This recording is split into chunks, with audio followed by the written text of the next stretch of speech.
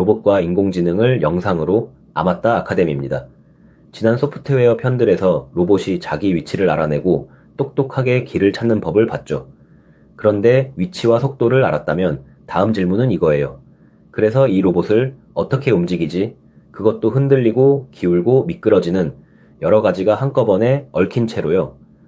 오늘은 그렇게 얽힌 여러 개를 한 번에 다루는 제어의 공용어, 상태 공간을 여러 다이얼을 한 번에 맞추는 일에 빗대어 아주 쉽게 풀어봅니다. 드론이 바람 속에서 꼼짝 않고 떠 있습니다. 높이, 기울기, 위치를 한꺼번에. 이 많은 걸 동시에 잡는 비결은? 상상해보세요. 작은 드론 한 대가 바람 부는 방 안에서 꼼짝 않고 공중에 멈춰 있습니다. 그런데 이 드론 사실은 엄청나게 바빠요. 높이도 맞춰야 하고 앞뒤로 안 쏠리게 기울기도 잡아야 하고 좌우로 안 흘러가게 위치도 지켜야 하죠. 손잡이가 하나가 아니라 여러 개고 게다가 하나를 건드리면 나머지가 같이 출렁입니다. 사람이라면 손이 모자라서 쩔쩔맬 텐데 드론은 이 많은 걸 어떻게 동시에 잡아낼까요? 비밀은 여러 다이얼을 따로따로가 아니라 한 묶음으로 보고 한 번에 조율하는 데 있어요. 그 언어가 바로 오늘의 주인공, 상태 공간입니다. 거창한 드론은 잠깐 미뤄두고 누구나 아는 놀이터 그네부터 시작해요. 여기 그네의 사진을 딱 한 장 보여드릴게요. 자, 이 그네가 1초 뒤에 어디 있을지 맞춰보실래요? 사실은 못 맞춰요. 왜냐면 사진만 봐선 이 그네가 위로 올라가는 중인지, 멈춰 있는지, 아니면 쌩하고 내려오는 중인지 알 수가 없거든요. 위치 하나만으론 부족해요. 한 가지가 더 필요합니다. 바로 지금 얼마나 빠르게 움직이는지, 속도죠. 위치 더하기 속도. 이 두 숫자가 있어야 비로소 다음을 예측할 수 있어요. 이렇게 미래를 알아내는데 꼭 필요한 지금의 정보 묶음을 상태라고 부릅니다. 상태가 뭔지 게임으로 한 번 더 느껴볼게요. 게임을 하다가 저장하고 껐다가 다음날 다시 불러오면 어떻게 되죠? 아무 일 없었다는 듯 똑같이 이어집니다. 신기하지 않아요? 어제 내가 어떤 길로 걸어왔는지 그 긴 과정은 하나도 저장 안 했는데 말이죠. 비결은 저장 파일이 지금 이 순간의 상태만 콕 집어 담아두기 때문이에요. 내 위치, 체력, 가진 아이템. 미래를 이어가는 데 필요한 건 딱 그것뿐이거든요. 상태의 진짜 의미가 이거예요. 과거의 모든 행적이 아니라 미래를 결정하는 데 필요한 가장 적은 현재 정보. 이것만 있으면 그 다음은 다 풀려요. 이제 이 상태를 컴퓨터가 다루기 좋게 정리해 봅시다. 그네는 숫자 2개, 위치와 속도로 상태가 정해졌죠. 이걸 따로 두지 말고 위아래로 가지런히 한 줄에 묶어요. 위 칸엔 위치, 아래 칸엔 속도. 이렇게 숫자 여러 개를 한 묶음으로 세운 걸 벡터라고 부르고 그 중에서도 시스템의 상태를 담았으니 상태 벡터라고 해요. 보통 X라는 이름으로 부릅니다. 드론이라면 이 묶음이 더 길어지겠죠? 높이, 기울기, 위치, 그리고 각각이 변하는 속도까지. 핵심은 시스템이 아무리 복잡해도 그 상태를 숫자 묶음 하나로 적을 수 있다는 거예요. 여러 다이얼의 현재 눈금을 한 줄로 세운 셈이죠. 그런데 상태는 사진처럼 멈춰 있지 않아요. 매 순간 살아 움직이죠. 여기서 잠깐 생각해 볼까요? 그네가 지금 빠르게 움직이고 있다면 다음 순간 위치는 어떻게 될까요? 당연히 속도가 있는 만큼 위치가 옮겨가겠죠. 속도가 위치를 바꾸는 거예요. 이렇게 지금의 상태가 아주 짧은 다음 순간의 상태를 만들어냅니다. 마치 도미노처럼요. 그러니까 우리가 진짜 알고 싶은 건 멈춰있는 상태가 아니라 상태가 어떻게 변해가는가, 그 변화의 규칙이에요. 이 규칙만 손에 쥐면 지금 상태로부터 미래 전체를 쭉 그려볼 수 있으니까요. 상태를 변하게 하는 규칙은 두 군데서 와요. 첫째는 기계 자신의 성질이에요. 아무도 안 건드려도 그네는 중력 때문에 저절로 흔들리잖아요. 속도가 위치를 밀고 위치가 너무 벌어지면 중력이 다시 잡아당기고 이렇게 상태들이 자기들끼리 서로 주고받으며 변하는 규칙, 그 표를 행렬 A라고 불러요. 기계의 타고난 성격표라고 생각하면 쉬워요. 어떤 상태가 어떤 상태를 얼마나 밀고 당기는지가 이 표 안에 적혀 있죠. 드론이 기울면 옆으로 미끄러지고 미끄러지면 위치가 틀어지는 그 얽힌 인과관계가 전부 행렬 A 한 장에 담깁니다. 둘째 출처는 바로 나예요. 내가 손대는 입력이죠. 그네를 등 뒤에서 밀어주는 손, 자동차의 가속 페달, 드론 모터의 힘, 이렇게 내가 시스템에 집어넣는 명령을 입력, U라고 불러요. 그런데 이 입력이 모든 상태에 똑같이 작용하진 않아요. 그네를 밀면 위치가 아니라 속도가 먼저 붙죠? 어떤 입력이 어떤 상태를 얼마나 미는지 그 연결을 적은 표가 행렬비입니다. 정리하면 이래요. 상태는 기계 자신의 성격 때문에 한 번 변하고 내 입력 때문에 또 한 번 변해요. 이 두 가지가 상태 변화의 전부예요. 자, 방금 말을 그대로 식 한 줄로 옮겨볼게요. 상태의 변화는 행렬 A 곱하기 지금 상태 더하기 행렬 B 곱하기 내 입력. 어렵게 보지 마세요. 왼쪽은 상태가 변하는 속도, 오른쪽 첫 항은 기계가 스스로 변하는 몫, 둘째 항은 내가 밀어서 변하는 몫이에요. 우리가 방금 말로 푼 이야기 그대로죠. 그리고 하나 더. 우리가 실제로 눈으로 보거나 센서로 재는 값은 상태 중 일부일 수 있어요. 그건 y는 c 곱하기 x로 적어요.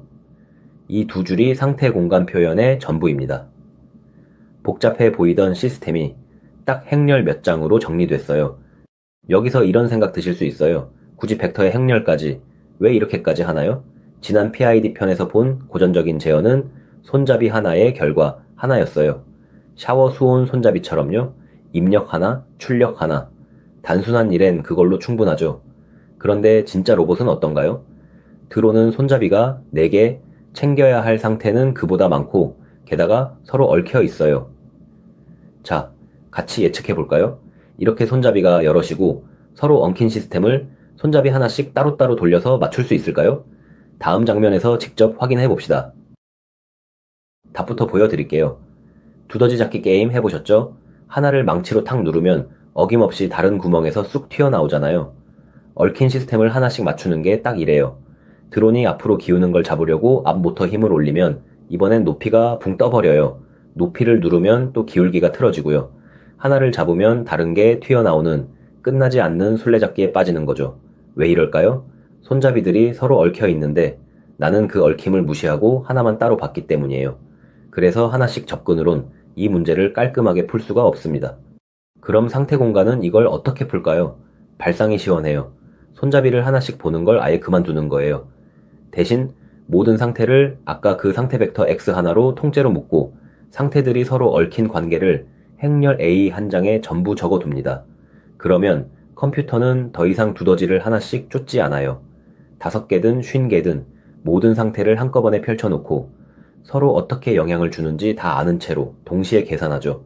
얽힘을 무시하는 게 아니라 얽힘까지 통째로 끌어안고 한 번에 보는 거예요. 이게 여러 다이얼을 따로가 아니라 한 묶음으로 다룬다는 말의 진짜 뜻입니다. 이제 마지막 한 조각, 실제로 어떻게 조종하느냐예요. 방법은 놀랍도록 단순해요. 매 순간 시스템의 상태 전체, 그러니까 X를 통째로 들여다보고 그걸 바탕으로 모든 입력을 한꺼번에 정합니다. 식으로는 입력 U는 -K 곱하기 X, 여기서 K는 이득 행렬이라고 부르는데 상태가 목표에서 벗어난 만큼을 보고 모든 손잡이를 얼마나 되돌릴지 한 방에 계산해줘요. K 한 장이 모든 다이얼을 동시에 조율하는 지휘자인 셈이죠. 드론이 기우뚱하면 내 모터의 힘이 그 즉시 함께 조정돼서 균형을 되찾아요. 하나씩이 아니라 전체를 보고 전체를 움직이는 겁니다. 직접 느껴볼 수 있는 예가 있어요. 손바닥 위에 빗자루를 세워서 안 쓰러뜨리고 버텨본 적 있죠? 가만 생각해보면 여러분은 그때 두 가지를 동시에 보고 있어요. 빗자루가 지금 얼마나 기울었나, 그리고 얼마나 빠르게 쓰러지고 있나, 바로 기울기와 그 속도, 상태죠. 그걸 보고 손을 어디로 옮길지, 입력을 정하는 거예요. 기울어진 쪽으로 손을 세웅 밀어 넣어 받치면 다시 균형이 잡히죠. 이게 정확히 상태 피드백이에요. 로봇은 이걸 사람보다 수백 배 빠르게, 그리고 빗자루 하나가 아니라 수십 개의 상태가 얽힌 시스템에도 똑같이 해냅니다. 상태를 보고 모든 입력을 한 번에 정하는 거예요. 상태 공간은 교과서 속 이론이 아니에요. 변수가 많고 서로 얽힌 시스템이라면 지금도 곳곳에서 돌아갑니다. 하늘을 나는 드론과 로켓은 자세와 위치가 줄줄이 얽혀 있어서 상태 공간 제어가 거의 필수예요. 옛날 아폴로 우주선이 달로 가는 길을 잡을 때도 이런 현대 제어가 쓰였죠. 자율주행 자동차는 속도와 방향, 차선 위치를 한꺼번에 조율하고요. 관절이 여러 개 달린 로봇팔, 그리고 온도와 압력이 얽힌 거대한 공장 설비까지. 손잡이가 여럿이고 서로 영향을 주는 곳이라면 그 뒤엔 거의 항상 상태 공간이 숨어 있습니다. 상태 공간에 대한 흔한 오해 4가지를 짚고 갈게요. 첫째, 상태 공간은 그냥 어려운 행렬 수학이다? 아니에요. 핵심은 상태. 그러니까 미래를 예측할 최소 정보라는 직관이고 행렬은 그걸 깔끔하게 적는 도구일 뿐이에요. 둘째, 상태는 많을수록 좋다? 아니요. 미래를 결정하는데 꼭 필요한 만큼만. 쓸데없이 많으면 오히려 복잡하고 노이즈만 늘어요. 셋째, 고전 제어를 갈아치운다? 대체가 아니라 확장이에요. 여럿이 얽힐 때 강한 거죠. 넷째, 상태는 꼭 위치랑 속도다? 전혀요. 배터리 잔량, 온도, 전류, 미래를 좌우하는 거라면 무엇이든 상태가 될 수 있어요. 오늘 핵심만 다시 모을게요. 상태는 미래를 예측하는 데 필요한 최소한의 현재 정보예요. 그 숫자들을 한 줄로 묶으면 상태 벡터 X. 상태가 변하는 규칙은 기계 자신의 성격인 행렬 A와 내 입력의 효과인 행렬 B, 이 두 가지로 적어요. 그리고 상태 전체를 보고 모든 입력을 한 번에 정하는 게 이득 행렬 K를 쓴 상태, 피드백이죠. 비결은 결국 하나였어요. 얽힌 여러 개를 하나씩 따로 쫓지 말고 서로의 영향까지 통째로 끌어안아 한 번에 본다. 여러 다이얼을 한 손으로 함께 조율하는 거예요. 오늘은 상태 공간으로 여러 개가 얽힌 시스템을 한 번에 다루는 법을 알아봤습니다. 다음 소프트웨어 편에서는 로봇이 곡선 길에서도 자기 위치를 똑똑하게 추정하는 확장 칼만 필터 이야기로 이어갈게요.